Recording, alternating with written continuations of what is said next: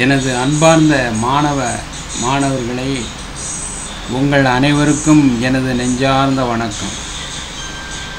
இன்று நாம் பார்க்கக்கூடியது royal Bava English verb table A to Z ஆகும். இதில் 381 390 வரைக்கும் நம்ம படிக்க போகிறோம். Students have to study at least 10 verbs every day. Students have to study at least 10 verbs every day. Please note that each and every verb has been explained with examples.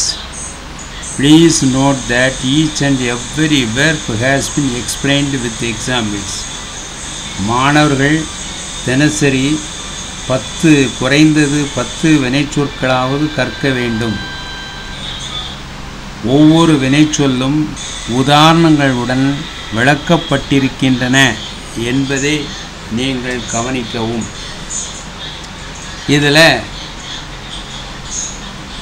Verb table எந்த அமைப்பில் எழுதியிருக்குன்னா, இதில் meaning in Tamil, present tense verb, past tense verb, past participle, present participle, examples இதில் விளக்கப்பட்டிருக்கு. உதாரணமாக 381 சுத்தம் செய், clean, cleaned, cleaned, cleaning. The nurse has cleaned the wound with soap and water. அந்த தாதியர் செவிலியர் அந்த காயத்தை சோப்பாலையும் தண்ணீராலும் சுத்தம் செய்து இருக்கிறாள்.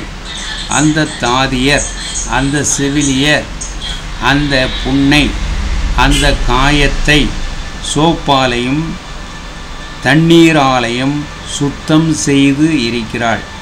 இது உங்களுக்கு present perfect tense, affirmative sentence.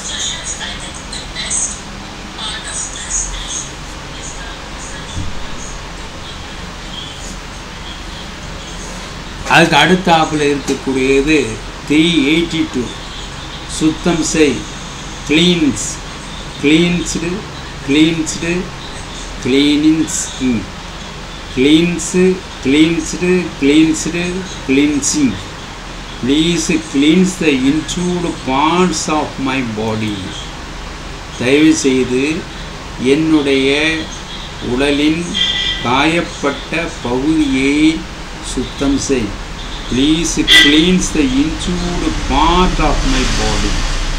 என்னுடைய உடம்பின் காயப்பட்ட பகுதியை சுத்தம் செய். இது ப்ளீஸ் என்ற ஒரு வார்த்தை வந்திருக்கு.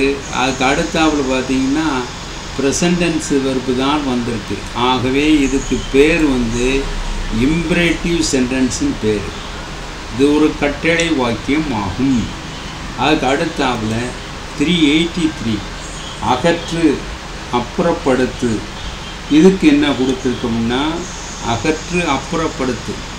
Clear, cleared, cleared, clearing.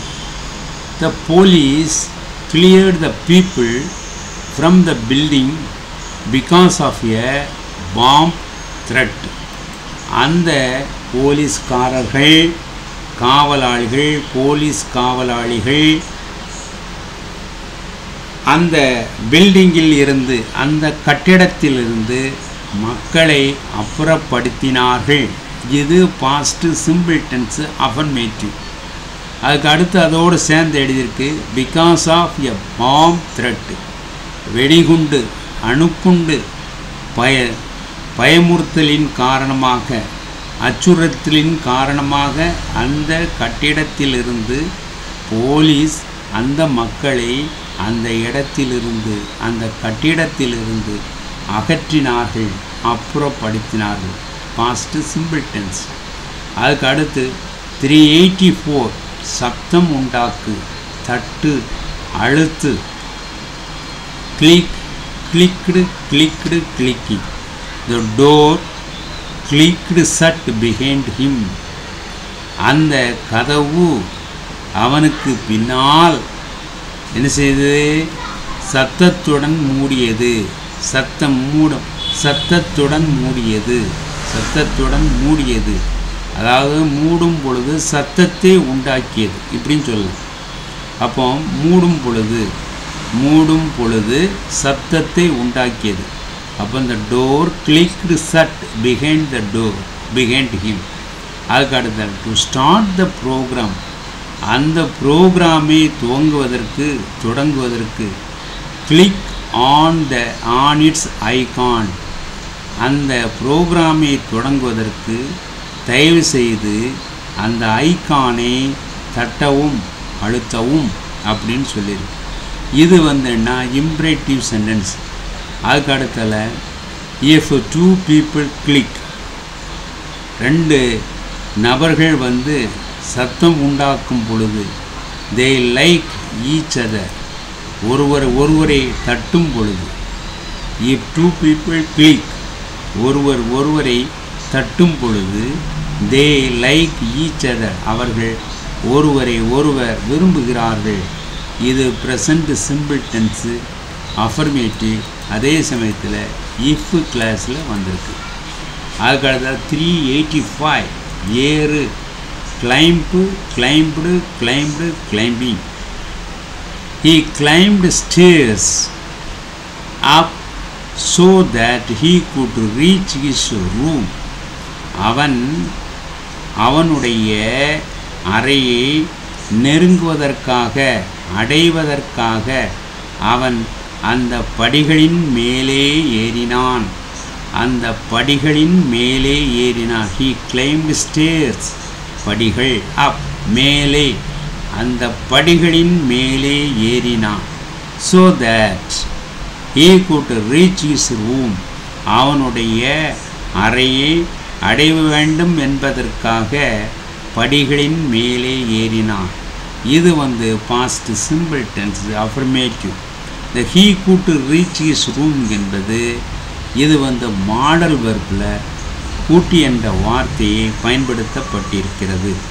so that என்பது இணைப்பு சொல்லாக பயன்படுத்தப்பட்டிருக்கு. so thatனா என்பதற்காக அப்படின்னு அர்த்தம். அதுக்கு அடுத்தால he climbed up on a chair to change the light blue. அவன் அந்த சேரின் மேல் ஏறினான், அந்த விளக்கை புழுவாக மாற்றுவதற்கு அந்த சேரின் மேல் ஏறினான், அந்த இருக்கையின் மேல் ஏறினான். அதுக்கு வந்து என்னென்னா 385ல் பார்த்துருக்கோம். 386 வெற்றி பெறு அல்லது பெரு. Clinging. He clinched a deal. அவன் ஒரு வியாபாரத்தில் வெற்றி பெற்றான். இது வந்து past simple tense. He clinched a deal. அதுக்கு அடுத்தாப்புல 387 சப்தம் உண்டாக்கு. clinging. The metal classes are clinging when they move by wind. அந்த மெட்டல் உலோக கிளாஸஸ், மெட்டல் கிளாஸஸ் வந்து என்ன செய்யுது அப்படின்னா when they move by wind, காற்றால் அசைகின்ற பொழுது அந்த மெட்டல் கிளாஸஸ், அந்த உலோகத்தால் செய்யப்பட்ட அந்த கப்புகள், குவளைகள் என்ன செய்கின்றன? சத்தம் உண்டாக்கி கொண்டு இருக்கின்றன. அதுதான் வந்து the metal classes are clinging when they move by wind. அவைகள் காற்றால் நகரும் பொழுது அவைகள் சத்தமிட்டு கொண்டு இருக்கின்றன, உண்டாக்குகின்றன அப்படின்னு அர்த்தம். 388 இணை, அதை அணைக்கச் செய். clipping. Please clip the microphone to the collar of your jacket. The microphone உன் ஜாக்கெட்டினுடைய காலருக்கு இணை, அதாவது சொருகி வை அப்படின்னு சொல்லிட்டு இம்பரேட்டிவ் சென்டென்ஸ். அது வந்து ஏன்னா ப்ரெசண்ட்டு வெறுப்பு தான் இதில் இருக்குது. ஃபஸ்ட்டு காலம் வெறுப்பு கிளிப் அப்படின்னு கவலை. அதுக்கு அடுத்தால 389 பெரு அப்படின்னா என்ன? Cloak, cloaked, cloaked, cloaking. He has cloaked up. He has cloaked up 5,500 winning points in the competition. அவன் இந்த போட்டியில், இந்த தேர்வில் என்ன செஞ்சான்? 5,500 winning points சேர்த்து இருக்கிறான், பெற்று இருக்கிறான். Present perfect tense affirmative sentence cloak. அதுக்கு அடுத்தல 390 நன்றாக அடை. க்ளாக், க்ளோக், க்ளோக்டு, க்ளோக்டு, நன்றாக அடை. If you eat too much fatty food, if you eat too much fatty food, நீ கொழுப்பு சத்துள்ள உணவை அதிகமாக சாப்பிட்டால், யுவர் ஆர்டரிஸ், உன்னுடைய ஆர்டரிஸ், அந்த இரத்த குழாயில் இருக்கக்கூடிய தமனி அண்டு சிரை என்று சொல்லக்கூடிய இந்த பகுதி வில் க்ளோக் அப், இதெல்லாம் நன்றாக அடைக்கும். இந்த ஆர்டரிஸ் நன்றாக அடைபடக்கூடும். ஆர்டரிஸ், இந்த ஆர்டரிஸ் அந்த குழாய், இரத்த குழாய் அடைக்கக்கூடும், நன்றாக அடைக்கக்கூடும். இது என்னட்டினா உங்களுக்கு இப்போ என்னட்டினா ஒவ்வொரு வெறுப்பும் எந்த இடத்துல பயன்படுத்தப்படுகின்றன என்பதை நீங்கள் தெரிந்து கொள்வதற்கு இது ஒரு வாய்ப்பாக அமைகின்றது. தினசரி நீங்கள் குறைந்தது ஒரு 10 வினைச்சொற்கள் படியுங்கள். வினைச்சொல்லை படிப்பதற்கு முன்பாக மாணவர்கள் நீங்கள் கட்டாயம் டென்ஸை படிக்க வேண்டும். டென்ஸில் இருக்கக்கூடிய present tense, past tense, future டென்ஸை படிக்க வேண்டும். ஒவ்வொரு டென்ஸும் 4 வகைகள் இருக்கின்றன. அவைகளையும் தெரிந்து கொள்ள வேண்டும். டென்ஸில் வரக்கூடிய ஆக்டிவ் வாய்ஸ், பேசு வாய்ஸ்களும் நீங்கள் தெரிந்திருக்க வேண்டும்.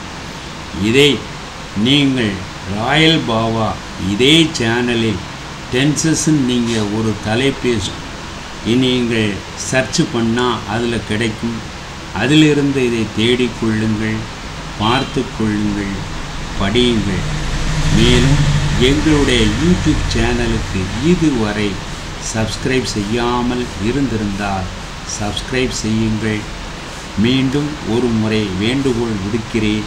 உங்களுடைய நண்பர்களுக்கும் அன்பர்களுக்கும் இதை ஃபார்வர்ட் செய்யுங்கள். அவர்களையும் சப்ஸ்கிரைப் செய்ய தூண்டுங்கள். அடுத்து உங்களை நான் சந்திக்கிறேன். வாழ்க வளமுடன்.